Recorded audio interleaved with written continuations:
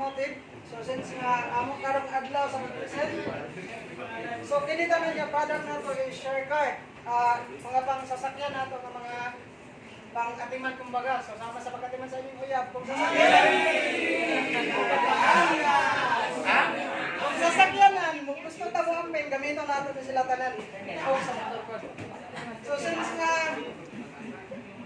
kini isa sa mga produkto ni share car ang dashboard cleaner and leather wax.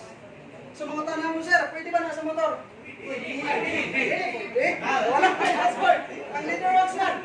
So kung gusto mo nga hinlaw ang atubangan o dashboard sa atong mga sakyanan, so gamiton nato si share car dashboard cleaner. So prepared lang yun siya sa leather ng mga object. Then ikatuha, ang presyo lang yung 30. Matulog pa kayo kung may pumakong ba eh. Ang share car contact cleaner, so ginagamit po nila daw siya since nga dili po niya ako ang isip hindi dili magtitingan niya dala na ang tanang knowledge. Siyempre namin mga knowledge nga naa sa inyo wala sa mga. So ang contact cleaner ginagamit po niya siya sa mga wirings natin ito, mga molds na sa mga parts, pwede natin siya gamitin para nga more active ka nagbalik mga relasyon na wala spark, so nahanay nakaharap.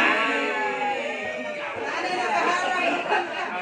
Something ka, so gamitin natin ang contact cleaner spray. Araw tuloy-tuloy ang iyang spark o daloy relationship.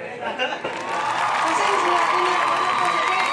dapat kayo i-present nga wala dari ang atong number 1 yun na nga panlaban na mo sa automotive ang tire.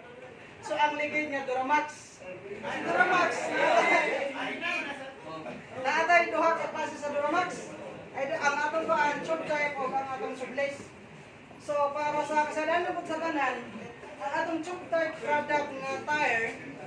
So lamang siya sa uban produkto because nga high price siya o high food siya o fly sa motor kay ang uban mga brand sa motor nagadala lang sila og 4 ply while si Duramax nagadala gid siya og 6 ply mao nga medyo high price ta pero high load gid natin.